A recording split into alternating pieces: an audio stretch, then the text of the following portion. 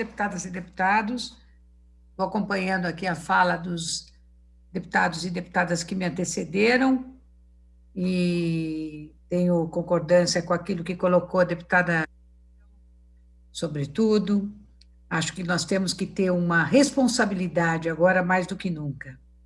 Acho que a nossa posição enquanto parlamentares, o parlamento mais importante estadual do país e da América Latina, tem que ser pautada necessariamente pela responsabilidade.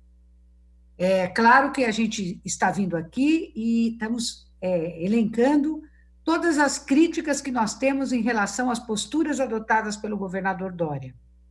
Mas há momentos que é preciso levar em conta aquilo que prega as autoridades sanitárias do nosso país, do nosso Estado e, sobretudo, da Organização Mundial de Saúde.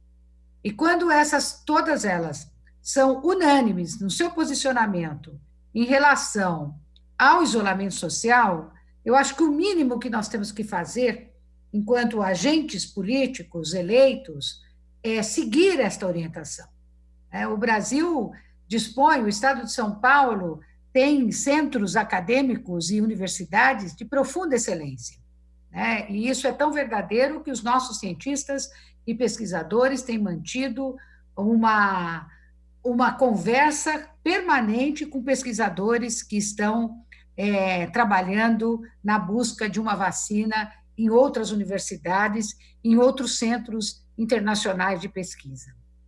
Portanto, propor o isolamento social não significa um lockdown. Lockdown, para mim, é aquilo que você fecha tudo, não deixa ninguém circular, coloca até a polícia, se for o caso, para tirar as pessoas da rua. Nós estamos aqui votando uma antecipação de um feriado. E essa antecipação de feriado, é preciso deixar isso muito claro, eu penso que não deveria ser para as pessoas passearem, para as pessoas tirarem férias. Por quê? Porque já tem um avanço muito grande desse número de Covid-19, de infectados e de mortes no interior de São Paulo. E eu vou citar alguns números de um estudo que foi divulgado ontem, exatamente ontem, do aumento de algumas regiões. A cidade de Presidente Prudente teve um crescimento de 379% no número de infectados.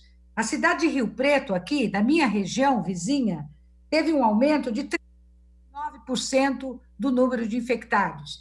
A cidade vizinha do deputado Carlão Pignatari também. A cidade de Ribeirão Preto teve um aumento de 234%. E a Grande São Paulo apresentou um aumento de 104%. Então, vocês veem como esse vírus também está avançando de uma forma muito rápida e agressiva pelas cidades do interior. Isso tudo precisa estar no nosso horizonte para que a gente, quando estamos aqui discutindo e votando um projeto deste, a gente precisa ter isso em mente. Até porque o governo vai pôr medidas restritivas, mas também precisa disciplinar a saída de veículos, o deslocamento desses veículos, porque se amplia nos feriados o deslocamento dos veículos, desculpe-me, nós vamos dar um tiro na água, porque nós vamos tirar as pessoas de circularem na Grande São Paulo, na cidade de São Paulo, e vamos deslocá-las para o interior. Então, isso é que a gente tem que evitar. É claro que todo mundo tem saudade, é claro que todo mundo quer estar seus familiares, eu mesmo tenho irmãos meus que eu estou há meses sem vê-los, todo mundo morre de vontade de abraçar seus entes queridos, seus amigos, etc. Esse é um ponto importante também. Sabe por quê? Porque, inclusive, a gente sabe que ao sairmos dessa pandemia, nós vamos ter um tsunami de problemas mentais, um tsunami de problemas de origem psiquiátricas que afetam as pessoas. Eu, na qualidade de psicóloga, preocupo-me muito com esse estresse que é provocado pela quarentena. Mas, pelo que indicam esses cientistas, pelo que indicam a medicina e a ciência, a gente entende que não tem outra alternativa a não ser estimular o isolamento social e promover o aumento desse isolamento social. O que me interessa é o que diz as autoridades brasileiras e, sobretudo, as autoridades da Organização Mundial de Saúde. Obrigado, senhor presidente. Então, eu estava dizendo sobre o avanço do coronavírus no interior, esse aumento muito intenso que está havendo nos percentuais. Aqui mesmo na minha cidade, nós já estamos com quase mais de 500 casos suspeitos, e, portanto, suspeitos a gente tem que levar em conta que podem, de fato, serem casos confirmados devido à falta de testes, mas no estado nós já temos 5.558 casos de mortes, né, com mais de 73 mil casos de infectados. Então, o que esse cenário aponta para a gente? As pessoas, claro, quando determinados deputados aí dizem, mas nós não podemos ficar em casa porque isso é duro, eu também reconheço que as pessoas precisam trabalhar. Eu também reconheço que isso deve provocar uma ansiedade tremenda em quem precisa ganhar o pão de cada dia para pôr na mesa para sustentar seus familiares, para pagar o aluguel, para pagar a parcela do financiamento, para pagar a conta de energia, para fazer as compras de supermercado. Nós não temos dúvidas a esse respeito. O que está ocorrendo? Ocorre que o governo é lento na distribuição dos programas, na implementação dos programas que tem que atender essa camada da população. Programas de transferência de renda, programas de destinação de garantia de renda mínima. Aliás, o programa de garantia de renda mínima, num país como o Brasil, de profundas desigualdades sociais, ele tinha que ser permanente, ele não pode ser temporário, de maneira nenhuma. Isso já tinha que estar sido colocado para as famílias pobres, as famílias de baixa renda. Então, eu fico pensando, eu me projeto, às vezes, no interior dessas famílias, para saber o sentimento de insegurança e de profunda ansiedade e desespero que eles chegam a viver. Então, era o momento do governo estar disponibilizando para eles esses programas, mas que esses programas pudessem chegar de fato. Porque uma coisa são os discursos feitos, uma coisa são as narrativas feitas, mas que elas não correspondem com aquilo que de fato está ocorrendo na realidade e no dia a dia desses milhões de famílias no nosso estado e no nosso país. Porque o governo federal também comete a mesma coisa. Quando ele disponibiliza linha de crédito para o pequeno empresário, para o microempresário, para o médio empresário, somente 4% até agora conseguiram ter acesso a esses créditos. Portanto, é um descompasso tremendo entre o que se propõe e o que, de fato, se apresenta para essa população. Então, é claro que tem um levante, que as pessoas falam, não, mas eu não posso ficar em casa. Né? E qualquer maluco que chega e fala que as pessoas não podem ficar em casa, acaba tendo uma ressonância, porque todo mundo precisa comer, porque todo mundo precisa sobreviver.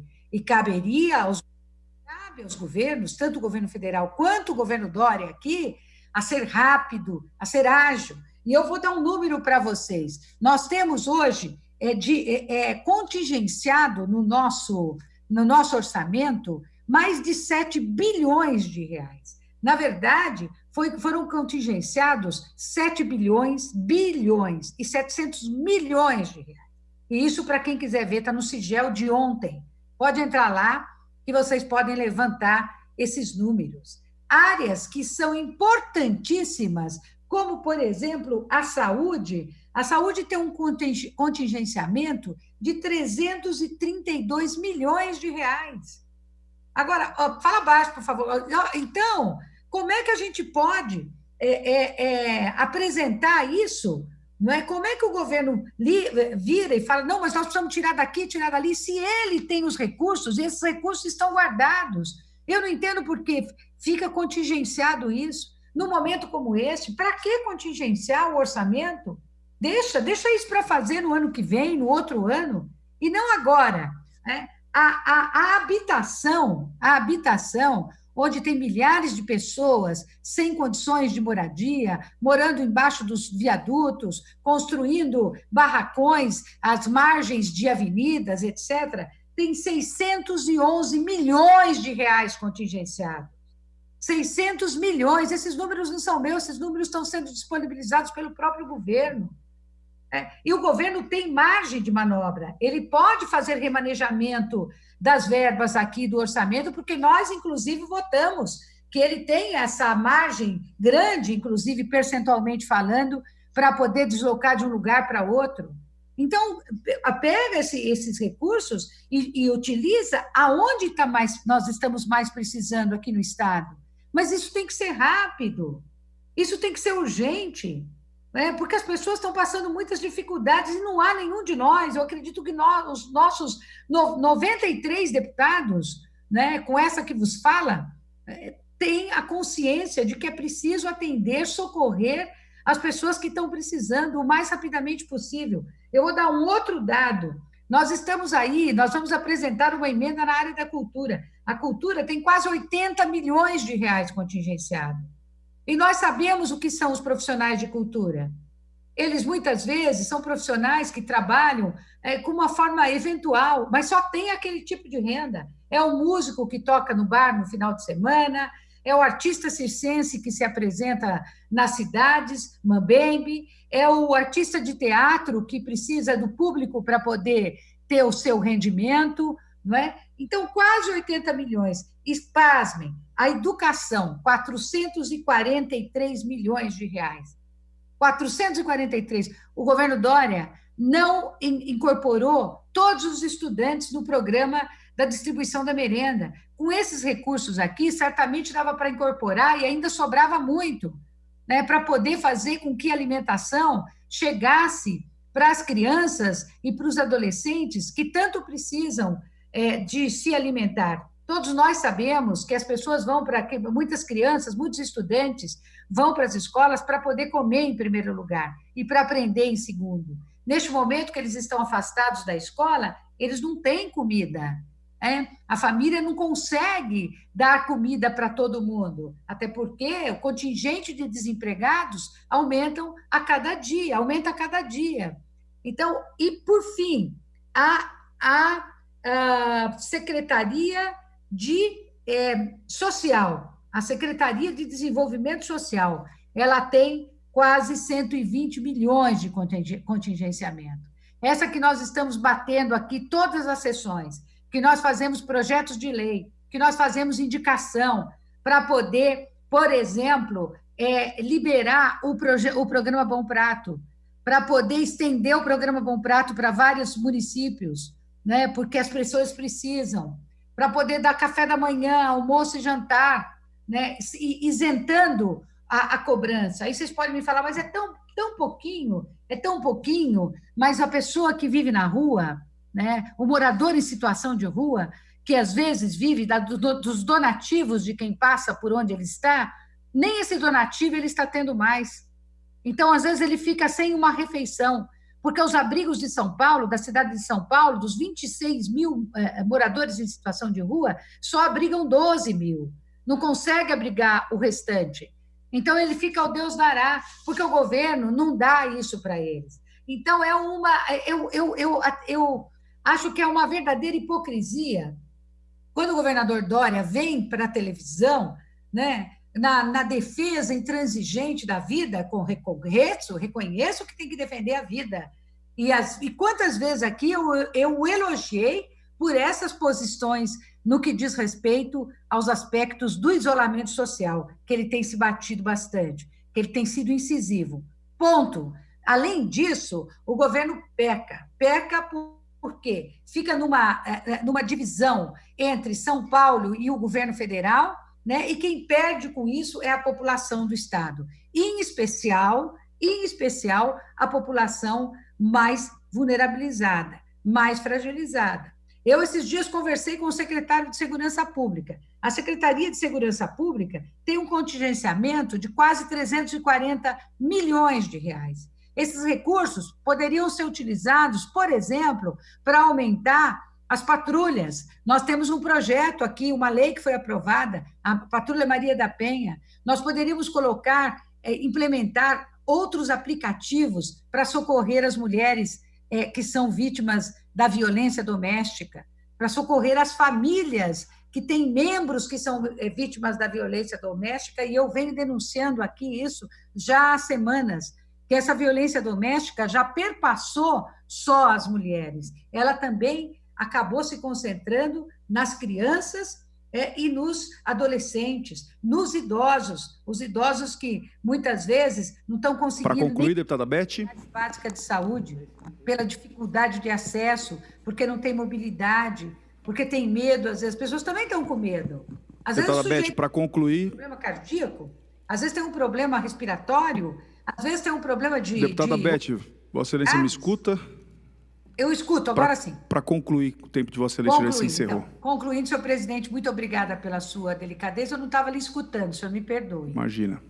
Mas encerro aqui a minha fala. Tenho certeza que nós teremos outras oportunidades para dar continuidade a essas questões tão importantes para poder socorrer boa parte da população paulista. Muito obrigada, senhor.